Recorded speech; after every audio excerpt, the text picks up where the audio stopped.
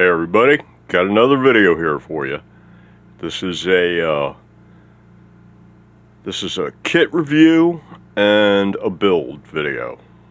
And then once I do that, I'm going to string this puppy up, do the setup on it, or adjust the saddles and the pickups, and then I'm going to shoot a sound demo.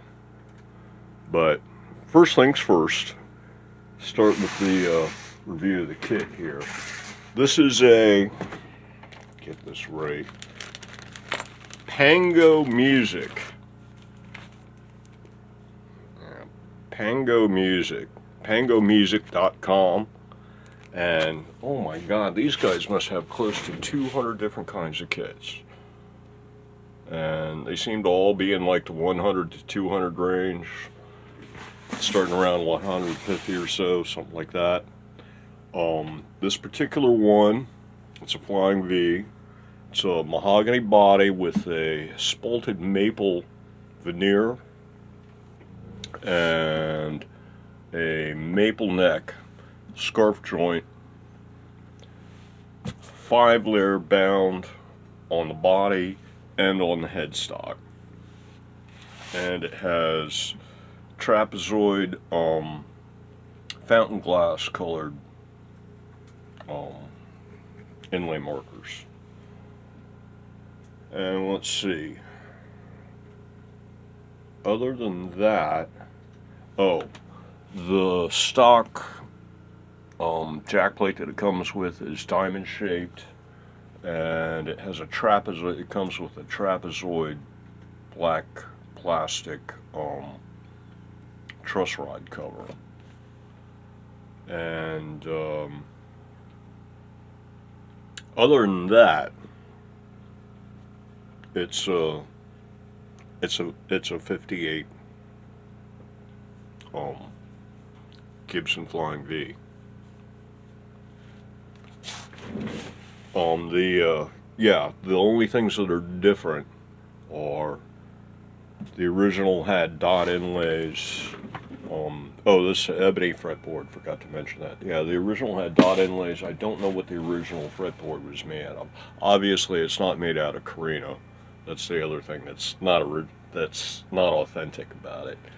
It had the 2-screw type truss rod bell black cover on the on here, and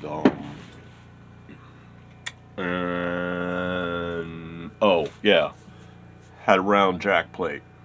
I didn't have a round jack plate, and it came with a diamond one, so I took the treble rhythm little round washer thing off an LP. I had one sitting around, and I squared it black and drilled the holes for it to make one temporarily, at least, just to finish the build out.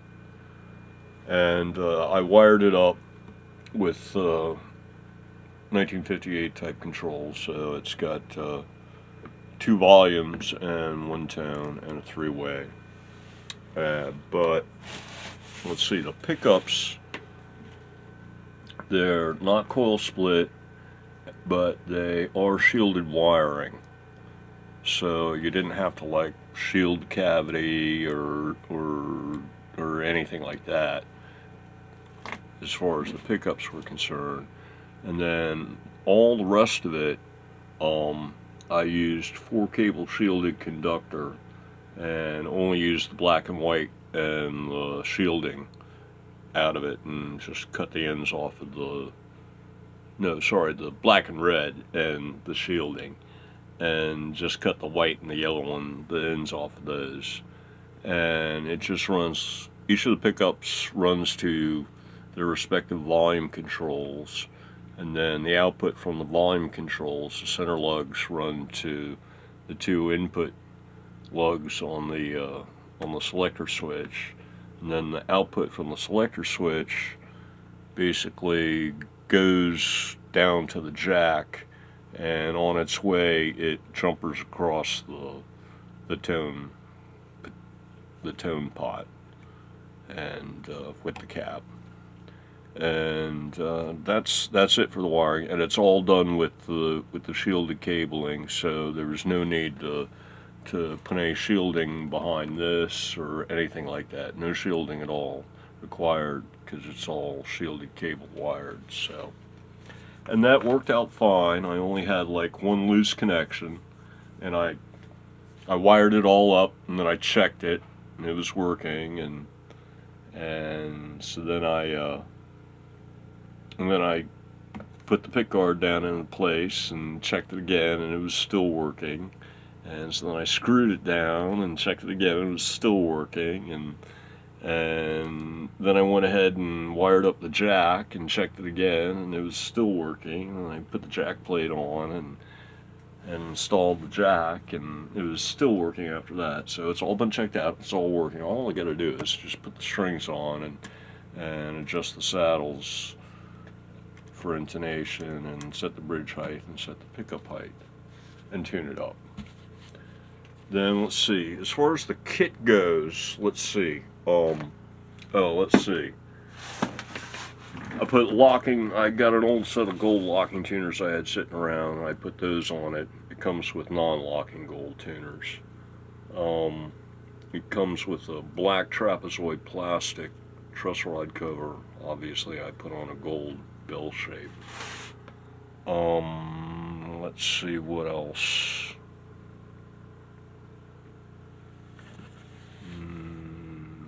I did that jack plate, and I converted it to a bolt-on neck. And I decided to actually leave the plastic behind the plate. I usually don't do that, but it was black, so it kind of went with the rest of the decor of the guitar. So I decided to leave that little plate in there, get that little extra layer of black and gold going on. And there's locking tuners, nothing fancy there. And I'm really pleased with the way the finish turned out.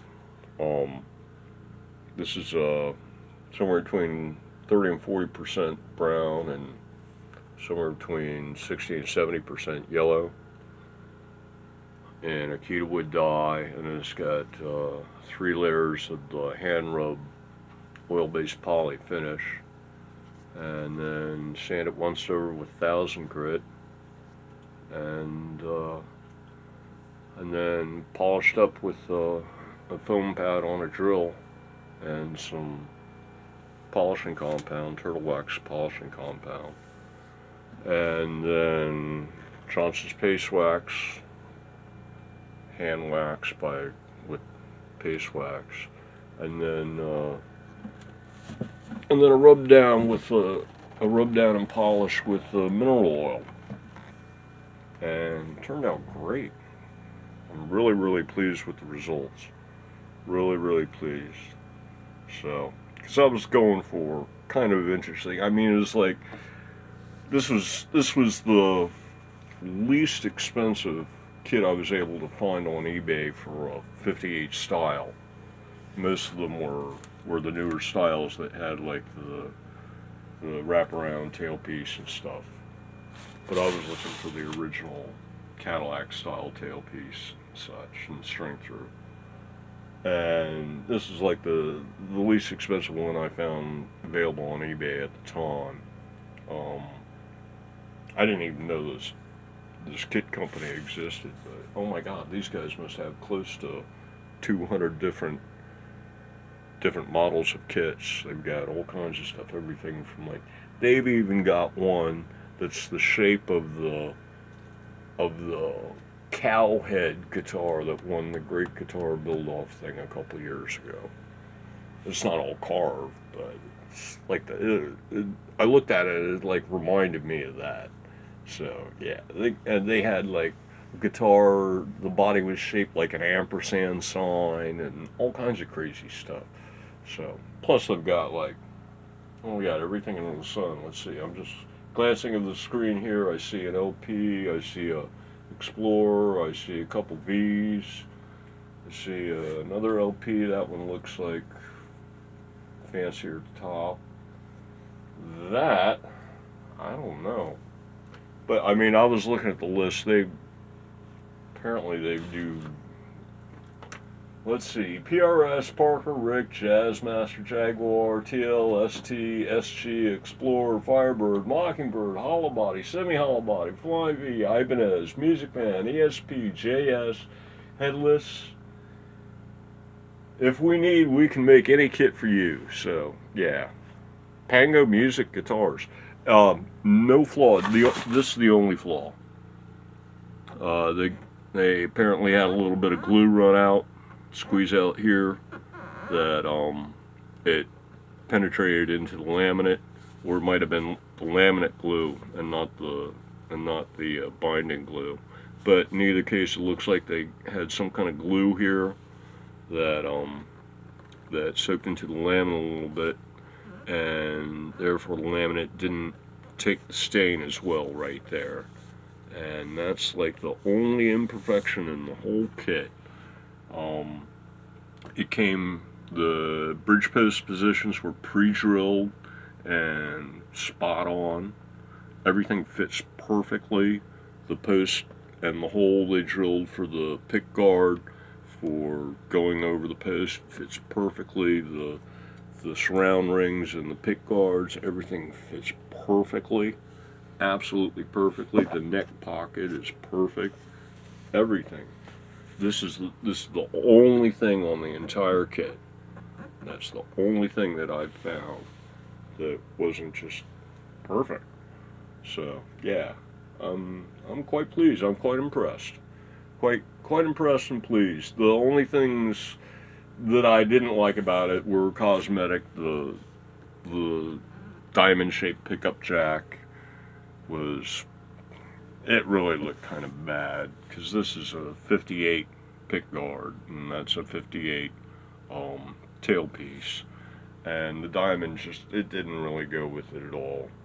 And then the trapezoid also kind of looked out of place on this thing because of the fact that, once again, it's got all this 1958 hardware at the bottom end on it, and it's big hardware. It's kind of hard to not notice it. But anyway, yeah, so that's the build. And then the mods, let's see, like I said, I put locking tuners on it. I changed it up to a standard Gibson bell type in a gold. Stock pickups, I didn't measure them and find out what they're like. They seem to be pretty loud, though. I've only tap tested them. Scratched one up already. Yeah, all this is stock. It came with the gold knobs and not the black hat numbered types, which the original 58 had the hat number types, as I recall. I've been referring to a photo of one on sale online, a new reissue 58 Carina for $9,999.99. Some music shop someplace, but they've got a photo of it, and you can like zoom in and see the front and the back and headstock and all that kind of stuff. So I've been using that as reference photos, and yeah, and so I also fabbed up this thing, and that's the only thing that's different from the kit. And yeah, I'm really impressed with the kit. I'm sure it's going to sound just awesome. Let you get a look at the back here. It's beautiful wood. It's actually 5-piece. Like I said, it is a scarf joint maple neck here. And yeah, really great work all the way around. All the way around. Very impressive. Very impressive.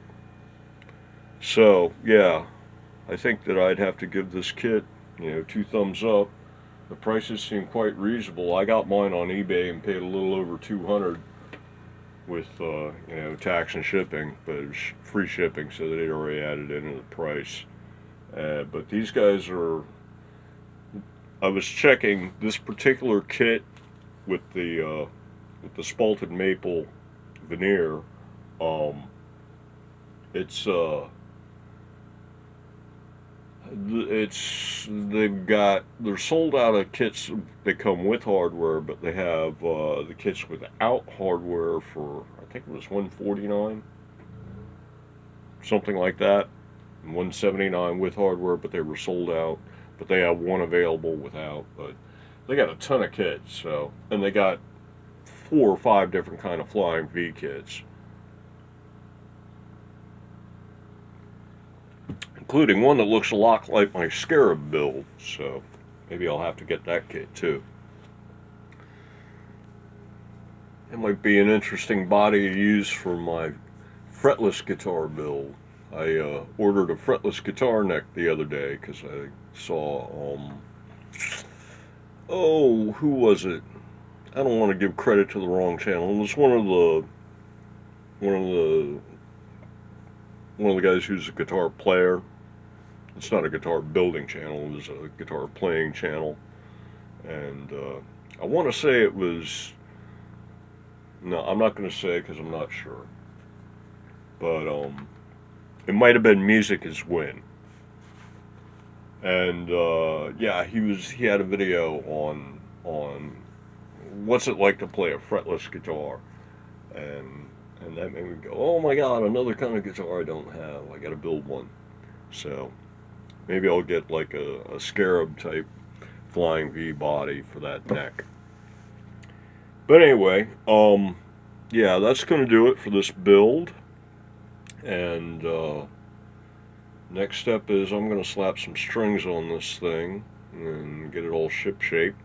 The truss rod didn't need any adjustment. I didn't have to do anything at all to this neck. I didn't even, roll the fretboard edges or anything. It was in such fine shape.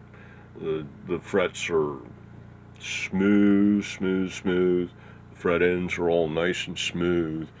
It really doesn't need anything. I mean, I was thinking of maybe rolling the edges of the fretboard a little bit, but I was having trouble trying to figure out how fine a grit I ought to go in order to do it, because I was like, even if I went like anything coarser than 1,000 probably, and I'd end up having to polish fret ends again, and I didn't really want to do that, and I didn't want to have to, start at 320 or something and then run through the grits all the way to 2,500 in order to get it all polished up again. So it's not rolled, but it's not hard edged either. So maybe they put a slight bit of a roll on it. I mean, the thing's so smooth. It's like, I don't think I'm going to roll it. There are very, very few guitars that I don't roll the fretboard edges on, because I do it almost more for the fret ends than the fretboard edge itself. Even though you're killing two birds with one stone, but something like an Ibanez, you don't have to do it. My Rogue Rocketeer, incredible neck. The neck alone is worth the price of the whole guitar. Yeah, didn't have to touch that thing. I wouldn't touch that fretboard with a 10-foot pole. It's just so perfect. I'd be afraid to even look at it with sandpaper in my hand. So yeah, and this is another one of these. The thing is so nice, you just don't even, just slap it on and go.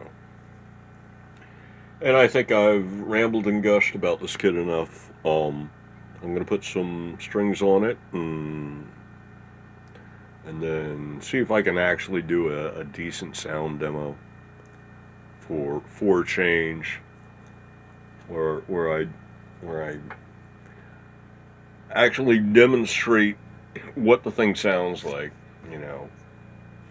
because I've seen a lot of sound demos, obviously, and you know how annoying it is when they won't put it on a clean channel.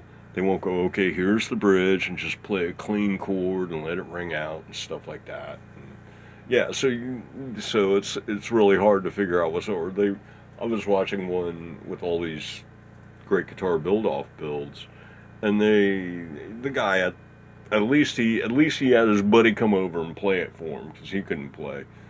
So many of them are like play like 1 chord or 3 chords, and then they say, "Oh, I can't play guitar. I just like to build them." But this one guy had his buddy over playing the guitar for the sound demo at the end of the build video. But he was running it through all kinds of chorus and reverb and stuff, and so, I mean, you could hear it, but you couldn't really tell what the natural voicing of the instrument was. So I'm gonna see if I can do something like that with this particular build. So until the next video, I guess we'll close out on the back of this thing here. Yeah, okay, until the next one, everybody, have a good one and go make some sawdust.